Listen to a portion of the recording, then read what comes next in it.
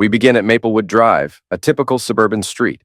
Two-story homes with cracked vinyl, lawns browned by last year's drought, and kids' bikes strewn across driveways.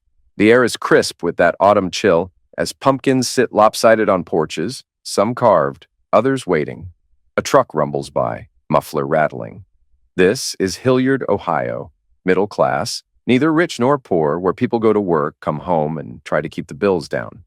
David Grayson pulls into his driveway at 6:15 p.m., tossing his orange vest into his old truck. He sits quietly for a moment, staring at the garage door. Stuck since at 22. At 38, his broad shoulders are beginning to round, and his beard hides the wrinkles from a life spent working hard under the sun. He's a quiet guy, reliable, always on time, never expecting thanks. Inside, the house smells of stale coffee and whatever Kelly heated up for the kids. The living room is a mess. A sagging sofa, monster cans on the coffee table, and a half-finished Lego spaceship. The TV's on, low, showing a home renovation show. David kicks off his dusty boots and tosses his keys on the counter. "Kel!" he calls, his voice rough from a long day. No answer. He checks the time, 6:17. She's already at the bar, working the night shift again. He grabs a beer from the fridge and takes a long sip, feeling the cold foam hit his dry throat. Upstairs, Ethan, 10, is glued to his Nintendo Switch. Sophie, 6, hums in her room, surrounded by Barbies. David stops at Sophie's door. "Have you eaten?" he asks. She beams. "Mom made mac and cheese. I ate 2 bowls." David smiles and moves on. Ethan's still fixated on his game. "Hey, food," David says. "Mom left something in the microwave." Ethan barely glances up. "I'll eat later." David frowns. "Eat now." Ethan groans and drags himself downstairs. David watches, then returns to his beer. This is their rhythm. David and the kids hold down the fort while Kelly works nights at the Rusty Tap. The bar's better money and things are tight. New tires for the truck, school fees, a dying water heater. The night shifts take a toll on everyone. Across town, the Rusty Tap is alive. Neon signs flicker. The jukebox plays Springsteen, a familiar hum in the background. Kelly, 35, stands behind the counter wiping it down. She's still got it. Dark hair and a messy bun, green eyes that light up when she smiles. She's got the look, the charm, enough to keep the tips coming. "Another one, Jimmy?" she asks, nodding toward a regular. He slides his glass toward her, a little more than half empty. "Flattery will get you an extra ice cube," she says, pouring him a double. The Rusty Tap is far from glamorous. Sticky floors, crooked pool tables, a toilet that smells of bleach, and worse. But it's hers. She knows everyone's drink, their stories, the dumb jokes. A little flirtation here and there to keep the tips flowing. But she knows where to draw the line. David trusts her. What else can he do? She's his wife. But the nights drag on. By 11 p.m., Kelly's feet were aching, and the crowd had thinned to the stubborn few who weren't ready to leave. She glanced at her phone, seeing messages from David, routine stuff about the kids, or reminders like, "Don't forget the milk." She quickly responded with a thumbs up and slid the phone back into her pocket. Same old routine, but lately it felt heavier, like a weight she couldn't shake. Another drink, another forced joke, and she wondered when life had become so predictable. At home, David sat on the couch, cracking open his second beer. The kids were either in bed or quiet enough to make the house feel empty. He flipped through his phone, weather updates, a work message about a demolition job next week. He thought about texting Kelly, but what was there to say? "I miss you?" She'd laugh, probably call him soft. Instead, he set the phone down and stared at the ceiling, listening to the hum of the fridge. Silence didn't bother him. He'd grown up with it. His father, a welder, was always on the road, and his mom worked double shifts at a diner. David learned to take care of himself. Now, with a family, a house, and a steady job, he had what he needed. But Kelly wanted more. A bigger house, trips they couldn't afford, a life without late-night cleanups. He'd nod and say, "Someday," but he didn't know how to get there. It was almost 10 p.m. She'd be home by 2:30, maybe 3. If she worked late, he'd be asleep by the time she got back, up at 5 for his shift. He crushed the beer can and tossed it in the trash. It hit the edge and fell to the floor. He didn't pick it up. Tomorrow, he thought. Everything always waited for tomorrow. Saturday morning came gray, with low clouds hanging over Hilliard, threatening rain. It was quiet on Maplewood, except for a distant dog barking and the wind rustling the leaves. David was in the garage, fiddling with the lawnmower. The old Briggs & Stratton engine, inherited from the previous owner, was on its last legs. He squatted on the floor, surrounded by tools, his hands stained with oil, focused only on the task. There was peace in this moment, brief as it was. Kelly left around noon, wearing a faded Ohio State sweatshirt and jeans. Her Chevy Malibu wouldn't start that morning, just a click when she turned the key. She figured it was the battery, but wasn't sure. David was busy with the mower, and he hated messing with cars. So instead of dealing with it, she walked across the street to Mark Taylor's house. Mark had moved in recently, buying the house from the Millers. He was about 40, tall, with dark hair going gray at the temples. He worked as a mechanic, and his Dodge Ram was always parked outside, covered in oil stains. The neighbors knew him as a guy who'd help with anything, mowing lawns, shoveling snow. He was always ready with a lazy smile, his eyes sharp and curious. Kelly knocked on his door. Mark opened it almost immediately, holding a beer, a football game playing on the TV behind him. "Kelly," he said with a smirk. "What's up?" "My car died," she said, nodding toward her Malibu. "I think it's the battery. Can you check it out?" He leaned against the doorframe, sipping his beer. "But it'll cost you." She rolled her eyes, but smiled. "I used to work at the bar. Are you really going to send me a bill? I thought neighbors helped each other out." "Discount for pretty neighbors," he said with a wink, stepping outside and slamming the door behind him. "Let's see what's wrong with your junk." Mark popped the hood of Kelly's Malibu, and she stood off to the side, arms crossed. He hooked up the tester, frowned, and poked around with a screwdriver. His movements were quick and practiced, like he'd done this countless times before. Kelly noticed the scar on his wrist, long and jagged, but didn't ask about it. "The battery's fine," he said, stepping back. "The starter's the issue. It's probably clicking when you try to start it, right?" "Yeah," she nodded. "Expensive to fix?" he asked, wiping oil off his hands with his jeans. "I have a spare starter at home," he said. "I can put it in tomorrow morning. I'm in the middle of the game right now." She chuckled. "Sorry for interrupting your sacred football time." "No problem," he said, stepping a little closer. "I can miss a few goals for you." Kelly felt a flush but didn't pull away. She met his gaze. "Be careful, Mark. I'm married." "I know," he grinned. "But you came over here, didn't you? I'm just helping." She laughed loudly, like she would at a bar after a dumb joke. "Okay, hero." "When can you fix it?" she asked. "Tomorrow morning. Bring coffee, and I'll take care of it." "We have a deal," she said, already turning to leave. "Just don't expect me to bake you a pie." "I wouldn't say no," he called after her, his laugh fading as the door slammed shut. Back at home, Kelly still had a small smile on her lips. Inside, the house was warm and smelled like leftover coffee. She tossed her sweatshirt on the couch and walked into the kitchen, where David had already moved out of the garage. He was washing his hands at the sink, a towel slung over his shoulder, a freshly opened beer on the table. "Where were you?" he asked, without looking up.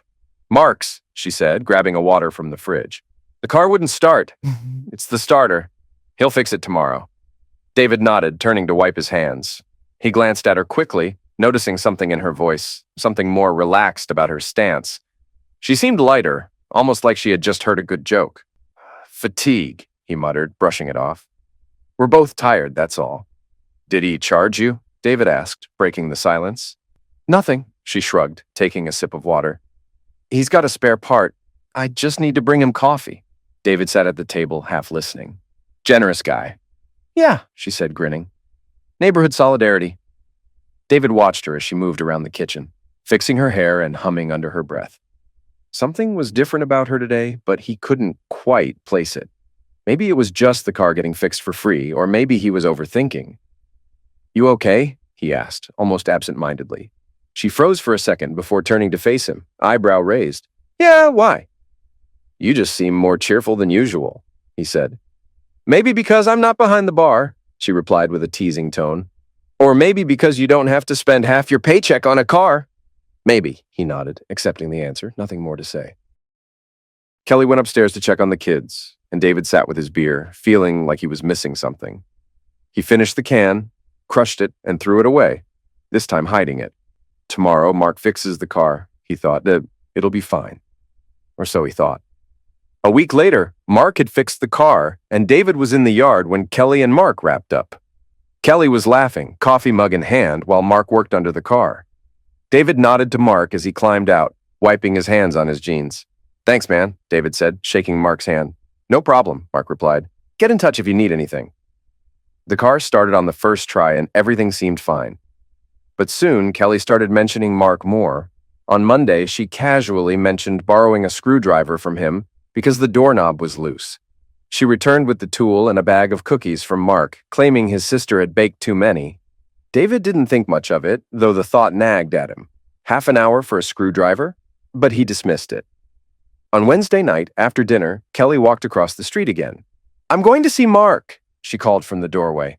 "He's going to check the coffee maker." Then she slammed the door before he could respond. David stared at the closed door, the coffee maker's hum still ringing in his ears. It had been a month, and they had just gotten used to it.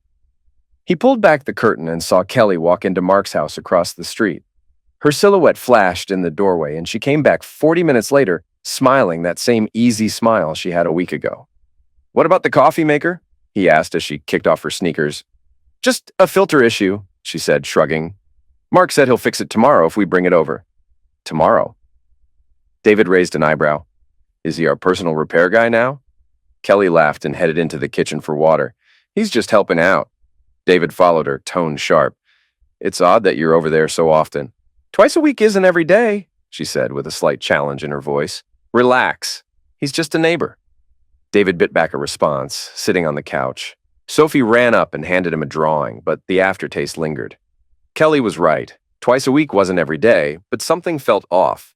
Maybe it was the way she talked about Mark, casual, too easy, like he was already part of their routine. By Friday, David's suspicions were growing. Kelly left for a rare day shift at the Rusty Tap. With rain delaying work, David decided to clean out the garage. As he was rummaging through boxes, he heard Mark's Dodge pull up. Mark got out, stretched, and glanced across the street.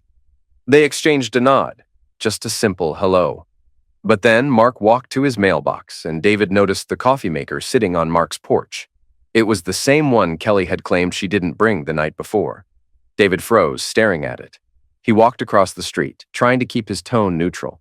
"Hey, Mark, is that our coffee maker?" Mark looked at it and shrugged. "Yeah, Kelly brought it over last night." "She said you'd fix it last night," David said, his frown deepening. "Kelly came by while I was ordering pizza. She said you were busy with the kids and asked me to take a look. I didn't have time yet." David nodded, though something didn't sit right. He hadn't been busy with the kids. He'd been watching TV with Kelly until she fell asleep. Why would she lie about that? He forced a smile. "Okay, thanks. We'll figure it out." "No problem," Mark said, clapping him on the shoulder before heading inside. David grabbed the coffee maker and went back to the garage, setting it on the workbench. He stared at it, wondering why Kelly had lied about what happened. Maybe she just forgot, or maybe he was overthinking it. That evening, Kelly returned from work, throwing her bag by the door. David cooked pasta with jarred sauce. Simple, but the kids liked it. Kelly ruffled Sophie's hair and slumped into a chair.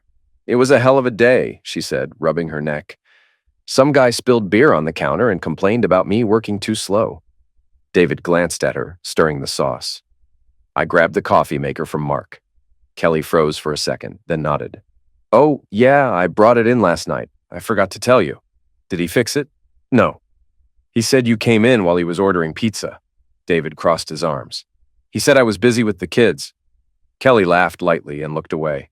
"Well, I didn't want to bother you. You and Sophie were watching something, right?" "I watched it with you," David corrected, his voice steady but carrying a shadow. "You fell asleep. I woke you up, and you went to bed." She shrugged, giving him a forced smile.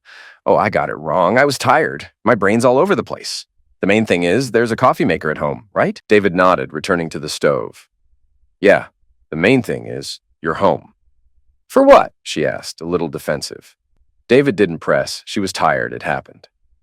The kids sat down, and dinner continued as usual. Sophie talked about school. Ethan complained about homework. Kelly cracked jokes about moving to a place with no teachers. David ate in silence, watching her. She seemed the same, tired, a little irritable.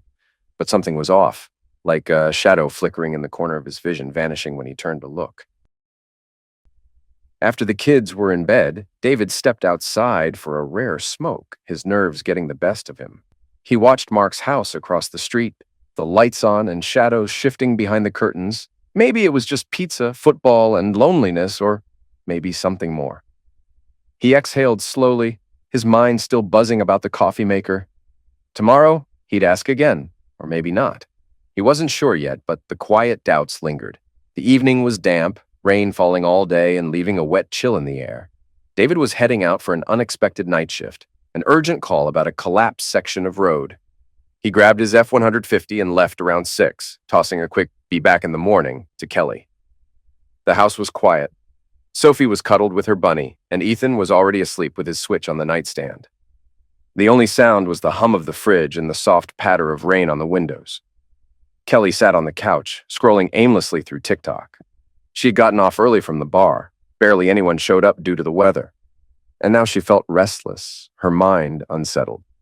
After a moment, she got up and went to the window, pulling back the curtain. Across the street, Mark's garage was dimly lit. The door was slightly open, and she could hear the faint clink of metal. Without much thought, she put on sneakers, grabbed an umbrella for show, and stepped into the rain. She crossed the street, knocked on Mark's garage door, and waited. A few seconds later, Mark appeared, oil-stained shirt and wrench in hand, a lazy grin on his face. "Kelly," he said, wiping his hands on a rag. "What's up? Something broke again?" "No," she said, stepping inside and folding the umbrella. "Just bored. The house is quiet. David's on shift. The kids are asleep." Mark raised an eyebrow, throwing the rag onto the workbench and leaning against it. The garage smelled of gasoline and metal, cluttered with tools and old parts. He crossed his arms, eyeing her. "You're bored?" he asked. "And you thought I'd come entertain you?" She chuckled, giving him a slow, teasing look. Mark smirked. "I can entertain, but you're married, Kel. Or is that not a thing anymore?" She paused, meeting his gaze. The air between them thickened. Then she shrugged nonchalantly. "It counts, but that's not why I'm here. I just needed something different." He stretched out the word. "Different, huh?" Then he motioned to the workbench. "Hold this for me." He handed her a screwdriver, and she stepped closer, standing next to him as he worked on a rusty carburetor. His hands moved with confidence, strong and calloused, and she couldn't help but watch. The garage was silent except for the sound of tools and the rain, but the tension grew. She could feel his warmth beside her, the sharp scent of oil in the air. "You're always so quiet?" she asked, trying to break the silence. "Only when there's someone nearby who talks too much," he said, glancing at her with a sly smile. "But you're not one of those people." "Not one of those," she agreed, her voice softer now. She put down the screwdriver, crossed her arms, and leaned a little closer. "Which one are you, Mark?" He straightened up and dropped the wrench on the table, closing the space between them. "One of those who doesn't refuse when it's offered." Before she could respond, he grabbed her by the waist, pulling her close. She didn't pull away. Her hands rested on his chest, gripping his shirt as the kiss came quickly, urgent, like something that had been building up for longer than either of them wanted to admit. The rain softened everything else. In the cramped garage, they moved with a raw urgency, the world outside fading. It was messy, impulsive, an escape from the routine. When it was over, Mark stepped back, flushed, but without regret. He grabbed a beer from the shelf, cracked it open, and took a sip, offering it to her. She shook her head, wiping her mouth with the back of her hand. "Was the distraction worth it?" he asked, his voice hoarse. She chuckled dryly. "I guess so." He nodded toward the door. "Until next time." Kelly grabbed her umbrella and walked out into the rain, not looking back.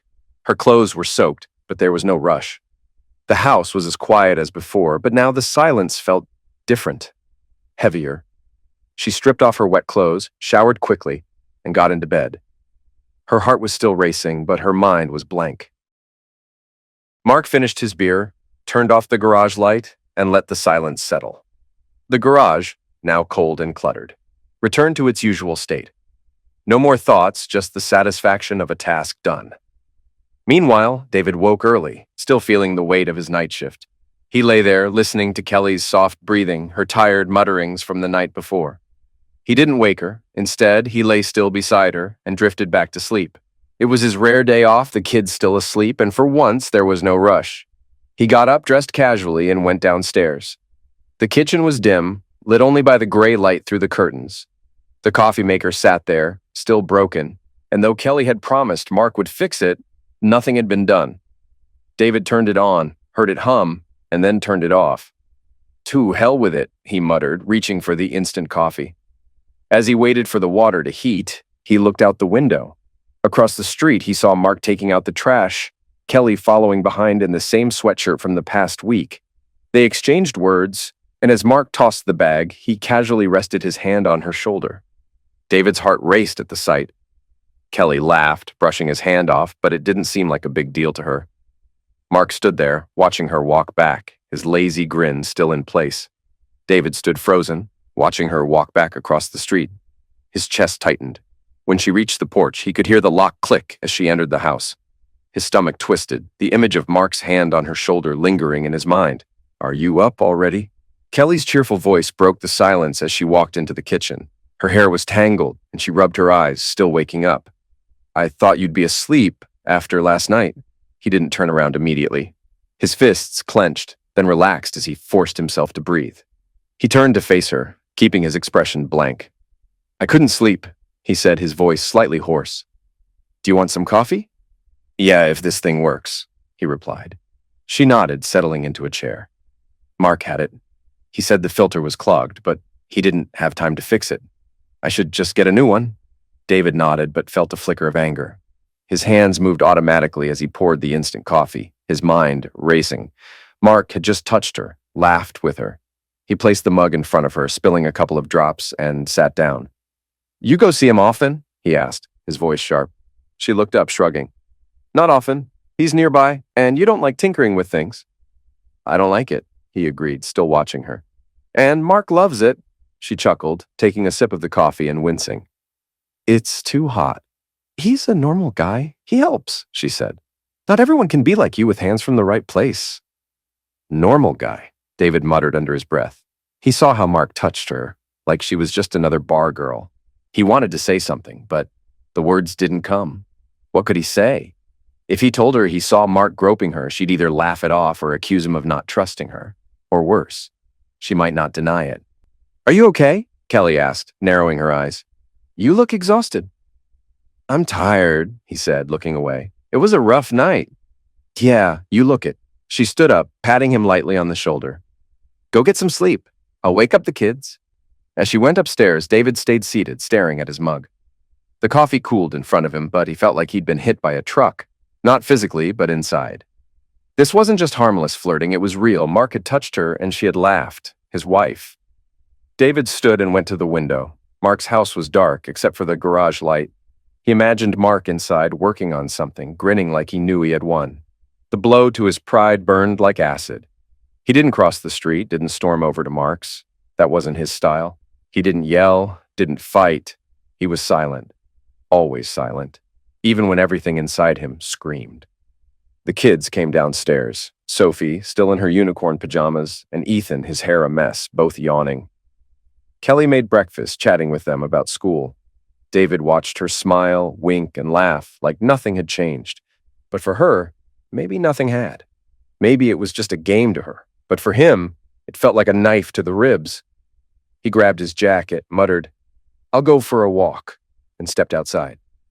The cold bit his cheeks and the wind ruffled his hair as he walked slowly down the street, past Mark's house. He didn't look at it. He didn't want to. But the image of Mark's hand, the way Kelly laughed, it stuck with him like mud on his shoes. He didn't know what to do. Remain silent, wait for it to fade, or confront her. For now, he just walked, every step a dull ache in his chest. After that Saturday, David changed. On the outside, nothing was different. But something inside shifted, an irreversible change. He no longer questioned Kelly about Mark or got tangled in details. His silence grew heavier, sharper, like a blade hidden in his pocket. He didn't know what to do. Confront Mark? Yell at Kelly? He wasn't that type. He fixed things, not broke them. But this situation wasn't something to fix. So he decided to dig, not for revenge, just for answers. After his shift on Monday, he stopped by Home Depot and bought 3 wireless surveillance cameras. The salesman asked if they were for the house or garage. "For everything," David muttered as he paid in cash. He hid the cameras in the garage and set them up late Tuesday after Kelly left for work, and the kids were asleep. The first camera was aimed at the yard and Mark's house, the second hidden in the bushes, and the third in the attic, focused on Mark's garage. He spent a couple of hours adjusting the angles, checking the footage through an app on his phone. The image was clear in night mode, and the sound was weak but enough to hear. He sat in the attic, watching Mark's empty garage, feeling both like a fool and a watcher. When he finished, he went to bed. The first entry came on Wednesday while David was at work. He saw Kelly walk to Mark's house on the app. No bags or packages, just walking quickly, like she had something to do. 5 minutes later, she left and went inside. It seemed harmless, but David noticed how she looked around before entering. He turned off the screen, unsure if it was about the coffee maker or something else. That evening, while Kelly made dinner, David checked the cameras again. This time, he saw Mark come out of the garage and approach Kelly, standing by the fence. He kissed her quickly and roughly. She pushed him away, but not forcefully, more like it was part of the routine. David watched the footage, feeling his grip tighten on his phone. This wasn't like the Saturday incident, but it was still something. When Kelly came into the kitchen, acting normal, he stayed quiet. She seemed unaffected, but for him, it felt like a knife to the ribs. Thursday brought more. Kelly said she was going to Mark's for screws for the nursery shelf. David didn't say much, but when his phone beeped an hour later, he saw her walk into Mark's garage again. This time, the camera in the attic caught them in the shadows of the garage. Mark pressing her against the wall, his hands under her jacket. The footage was quick, dirty, almost routine. David saved it, naming the folder Work, and added a password just in case. That evening, he asked her how the shelf went. She shrugged. Mark gave me the screws. I'll fix it tomorrow. David didn't press further, but inside, he felt something twist, a sick clarity. She was lying not about the screws, but about what was really going on with Mark. Friday got worse. David came home from his shift and found Kelly making pizza. He checked the cameras discreetly. The footage from 3 p.m. showed Kelly on her knees in Mark's garage, his hands in her hair. Less than a minute later, she stood, wiped her mouth, and left. Mark sat down, lit a cigarette. David watched it 3 times, the images burning in his mind until his stomach churned. He barely made it to the bathroom. David quietly vomited into the toilet, not wanting the kids to hear. Afterward, he washed his face and stared at his reflection. His face was gray, eyes red, exhausted. In 3 days, he'd gathered 5 videos, quick, dirty encounters with Kelly and Mark. There were no conversations, no emotions, just closeness. Each encounter was quicker and rougher than the last. This wasn't an accident, David realized. It was a pattern, a web that had formed behind his back while he'd been focused on work. He didn't confront her. He didn't show the videos, didn't punch Mark or yell at Kelly. Instead, he quietly observed her, laughing with the kids, preparing dinner, kissing Sophie goodnight. She was still his Kelly, the mother of his children, the woman he had loved for 15 years. But now he saw her differently, the one who laughed with Mark, who lied in his face, and he didn't know what to do with that. For now, he collected evidence like a detective, not ready to take action. But with each video, the pain grew. The weight of the footage sat heavy on his phone. His mind felt foggy from lack of sleep, but he carried on, waving flags at work and joking with his family. But every time he looked at Kelly, 2 women appeared before him, the one he knew and the one he didn't. Sunday night was quiet. The kids were asleep early. Kelly left for her night shift at the bar, telling him not to wait up. David stayed behind, the house silent except for the ticking clock and the wind outside. He sat on the couch, whiskey in hand, something he rarely drank. He poured himself a glass, the burn easing the ache inside. He thought about forgiveness, not in words, but in fragments, in images. Maybe it's just a crisis, he thought. Maybe she's just tired from the routine, the nights, from me. We've been together for 15 years, 2 kids, bills. She's lost herself somewhere in there. He remembered her at 20, full of dreams, now pouring beer for truckers. He sighed and took another sip. Maybe Mark's her way of letting go? He shook his head. Maybe it's my fault. I didn't notice, didn't ask, didn't give her what she needed. Forgiveness seemed possible, though not easy. He imagined talking to her, saying, I know, let's work this out. He could picture her tears, his hand on her shoulder, promising to try again. But then he opened his laptop, drawn to the same app on his phone. The latest video loaded. Time, 6:47 p.m. Less than an hour ago. He expected more of the same, another quick kiss, another routine encounter. But what he saw made his breath stop. Mark's Dodge was parked outside his house, the rear windows dark. Through the camera, David saw Kelly in the back seat, her hair disheveled, her top up, her bra to the side. Mark was on top of her, his hands gripping her hips. They moved slowly, lazily, like they were savoring it. David could hear her moan, a sound he hadn't heard in years. Mark whispered something, and Kelly laughed softly. David didn't blink. He watched, unable to look away. This wasn't a quick affair in the garage. This was personal. The way she moved, the way she held Mark. It was about him and her, not just closeness, but something deeper. His fingers trembled as he held the glass of whiskey. The liquid spilled, but he didn't notice. David realized this wasn't just about betrayal. It was something more, something he couldn't ignore. The realization hit him like a punch to the gut. She was with him, not just physically, but emotionally, in a way he could never have imagined. David sat silently staring at the screen, the last video playing in his mind. He turned off the laptop abruptly, slamming it shut. The whiskey glass tipped over, spilling onto the carpet, but he didn't bother cleaning it up. He sat frozen, breathing heavily, the image of Kelly's face and body etched in his mind. What he'd seen wasn't an accident, it was betrayal, calculated and brazen. She didn't just sleep with Mark, she enjoyed it as if he wasn't even in the picture. He stood up and went to the kitchen, grabbing a beer instead of whiskey. The taste was flat, like water, but he drank it anyway. Back in the living room, he opened the laptop again, replaying the first 30 seconds to make sure it wasn't just his mind playing tricks on him. It was her, no question. And this wasn't just a mistake, it was something she'd been living. David's thoughts raced. He imagined sitting down with her, asking why, hearing her excuses, but he didn't want that anymore. I don't want her tears or her lies, he thought. Forgiveness, once a distant possibility, now seemed impossible. I can't forgive her, not now. Kelly would be home soon, back from her shift. David didn't know what he'd do. Show her the video, confront her, or stay silent until he figured it out. But one thing was clear. The woman he loved was gone, and he didn't know how to get her back. For the first time in a week, he felt nothing. Not anger, not pain, just emptiness. It was worse than anything else.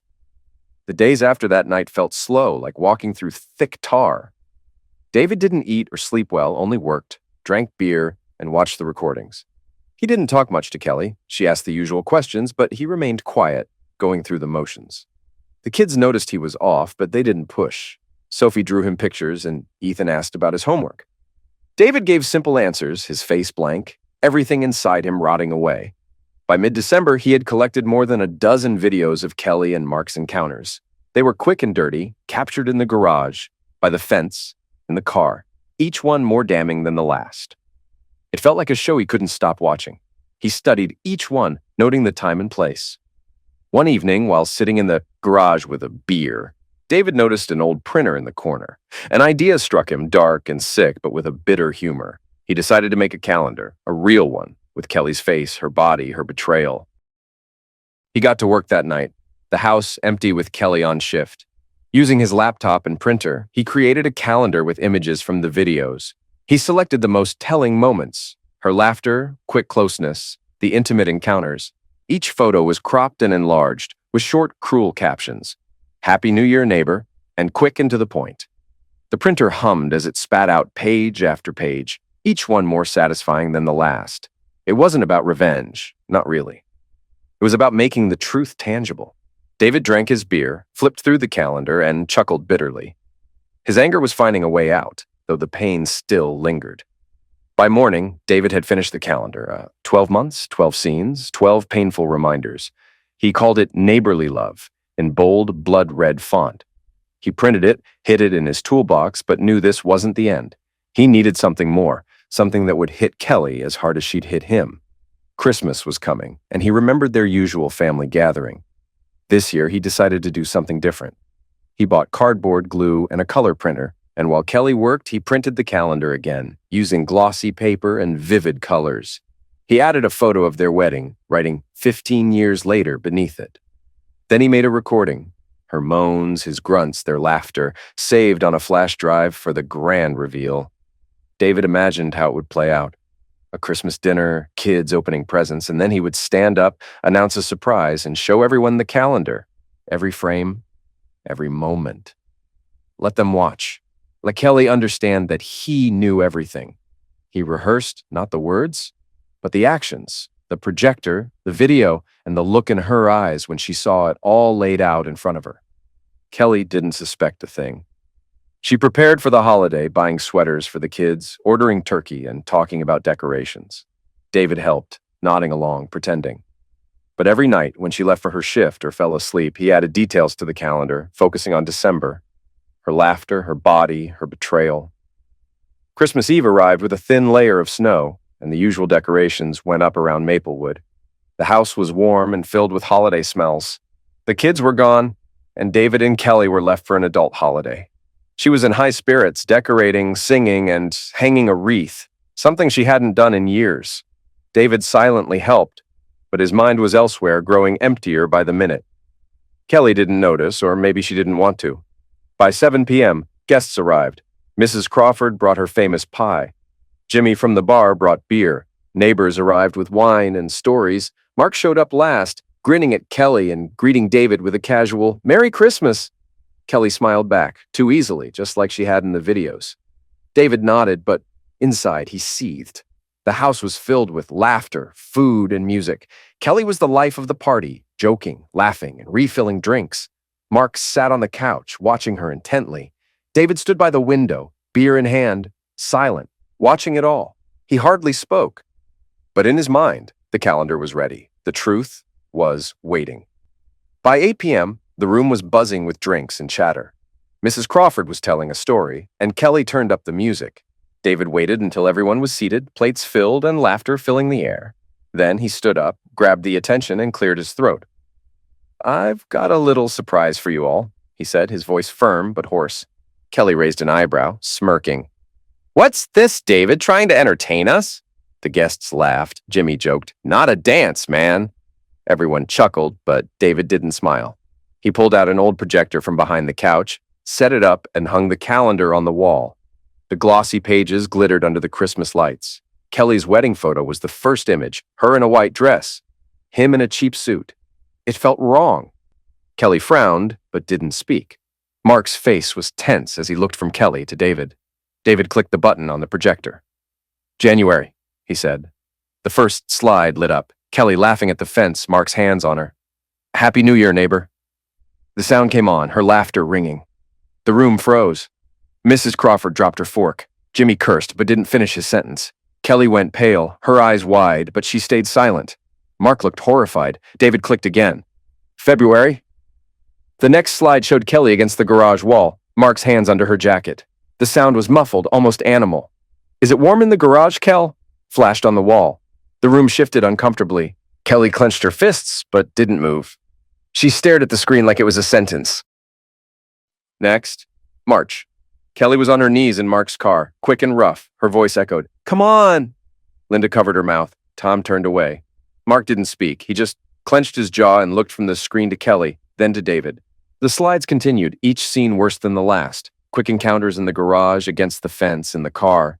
The guests reacted differently. Some stared at the floor, some whispered. Kelly didn't cry or scream. She just sat, stiff, paralyzed.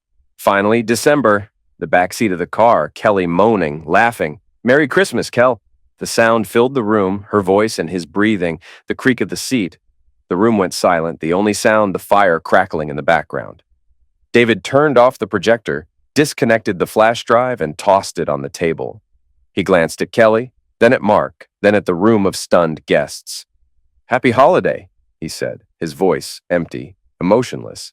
He grabbed his jacket, a beer, and walked out. The door slammed behind him. The room was quiet for a few seconds before chaos erupted. Linda started packing her things, muttering about leaving. Tom followed.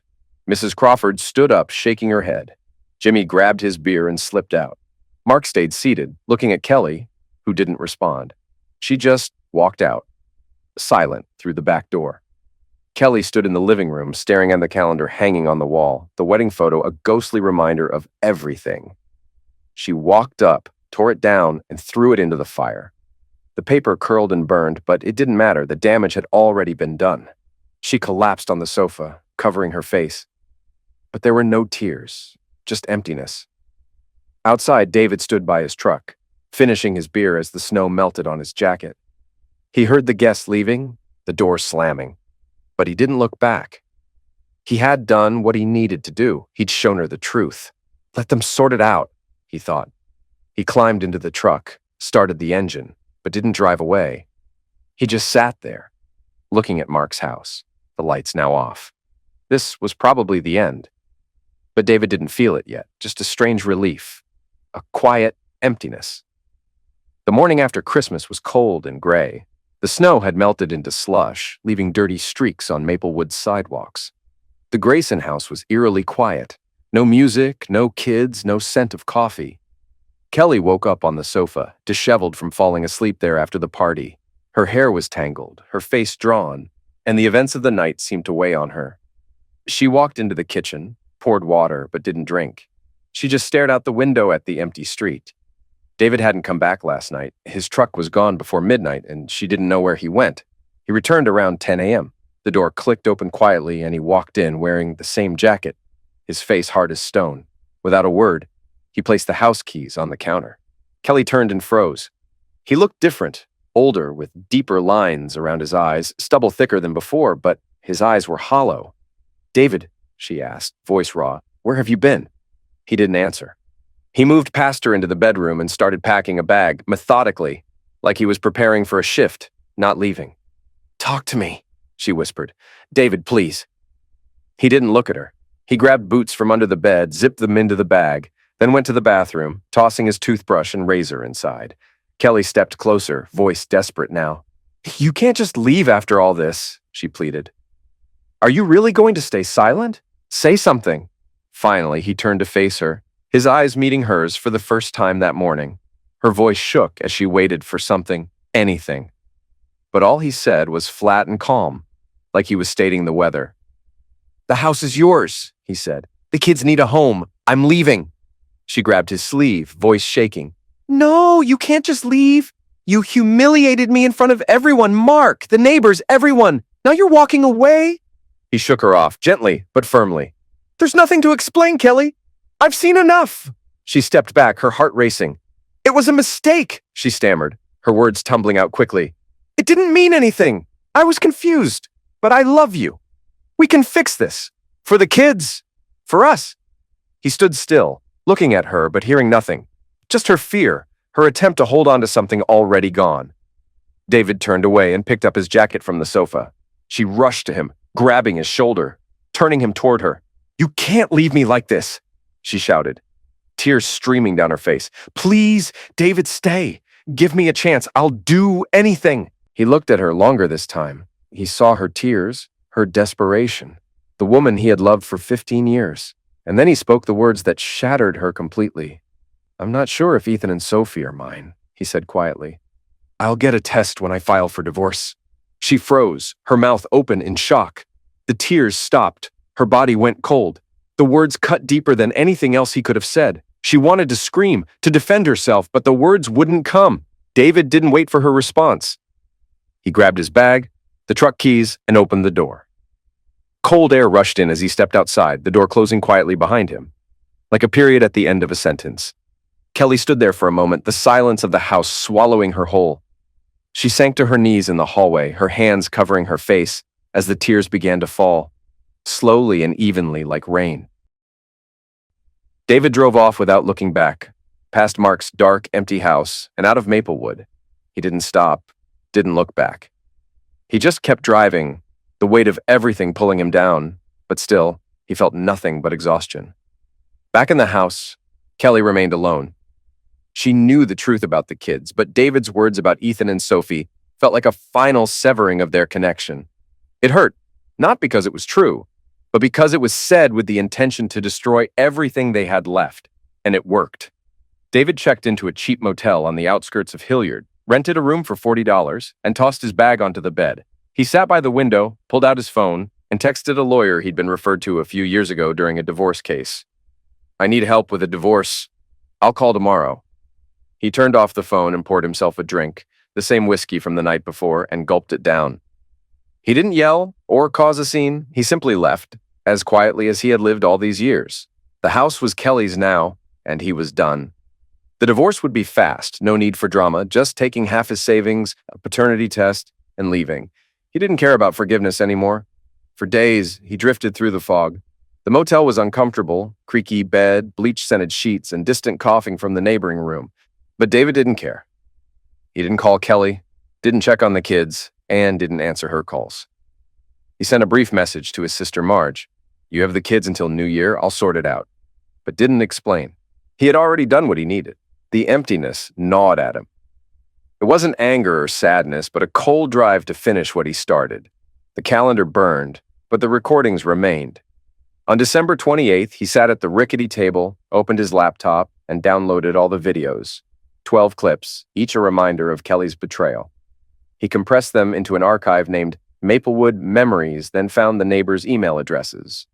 Mrs. Crawford had AOL, Tom and Linda had Gmail, and Jimmy's was full of numbers, contacts exchanged over neighborhood help. David wrote a short, blunt email. "Hello, everyone. This is what was under our noses. Happy New Year." He attached the archive and sent it to 10 people. Next, he uploaded the archive to his union's Facebook group with the caption, "My ex and neighbor enjoy." He knew some would laugh, others would say, "Get a grip," but everyone would watch. The final step was Hilliard's community Facebook group, where locals traded old furniture and complained about noise. He posted the calendar, 12 months of Kelly and Mark, each month captioned with biting remarks. "Kelly Grayson and Mark Taylor are the stars of Maplewood. Place your bets on who's next." He didn't reread it, just sent it out and closed his laptop. An hour later, his phone buzzed with calls and notifications, but he didn't look. He knew the storm was brewing. Mrs. Crawford would cross herself. Jimmy would laugh and forward it to his buddies. The entire town would know, and Kelly and Mark would become the center of their scandalous gossip. By noon, Kelly had seen it. The house was empty, the kids at Marge's, and she sat in silence, the same quiet that had filled the house after David left. She tried to call him, begging him to come back and talk, but he didn't answer. The truth was out. The morning after Christmas was cold and gray. The snow had turned to slush, and the usual holiday cheer felt distant. Kelly woke up on the sofa, groggy and disheveled, the events of the night still sinking in. She checked her phone and saw David's message to the neighbors. Then she saw the archive email he'd sent. As the videos played, her world unraveled. The bartender from the Rusty Tap texted her, "Do you know your videos are in the union group? Everyone's laughing." She dropped the phone, not responding. Then a neighbor posted a link on the Hilliard Community Hub. Kelly opened it. 300 likes, 150 comments. The scans of the calendar with her and Mark were there. Comments flooded in from shock to mockery. She shut the laptop, but it was too late. Her phone buzzed nonstop, messages flooding in. She ran outside and stared at Mark's house. The lights were off, his car was gone. He had left, just like everyone else. She collapsed on the sofa, her face in her hands. "Everyone knows me now," she whispered. She wasn't Kelly Grayson anymore, the friendly bartender and mother. She was the one caught on camera with her neighbor. The whispers and laughter would follow her everywhere. Mark learned later he'd spent the night at his brother's place in Dublin trying to avoid the mess. But his brother showed him the Facebook post, laughing.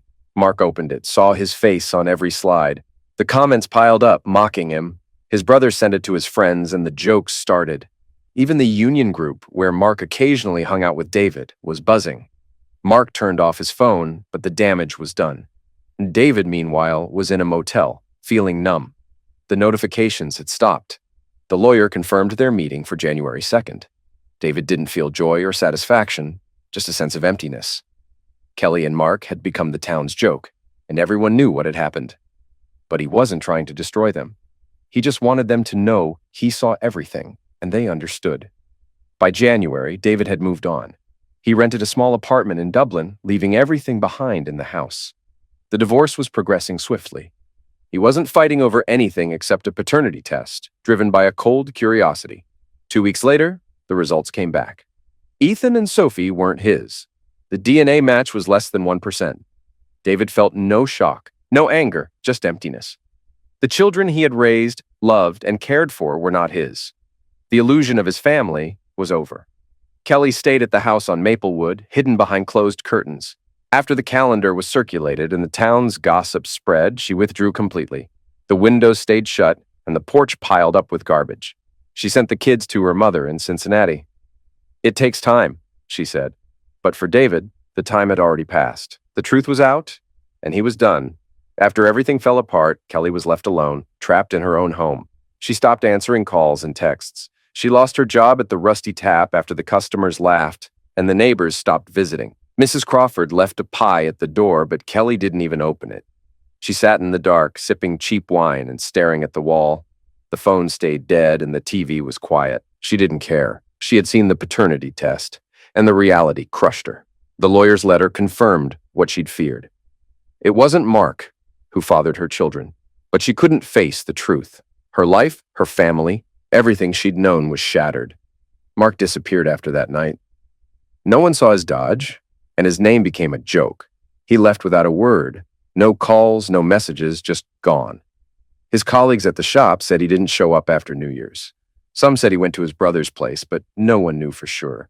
Mark was gone, and the stink of his betrayal hung over Maplewood. David, on the other hand, moved on quietly. He went to work, waved flags, drank coffee with the guys, and kept to himself. They knew about the divorce, but no one asked questions. He got rid of the cameras and erased the footage. He didn't need to know anymore. The burden was now the town's to carry. By the end of January, he began to feel lighter. The emptiness in his chest started to fade, slowly. David bought a few things for his new apartment, just basics: a lamp, a cheap TV, and a coffee maker.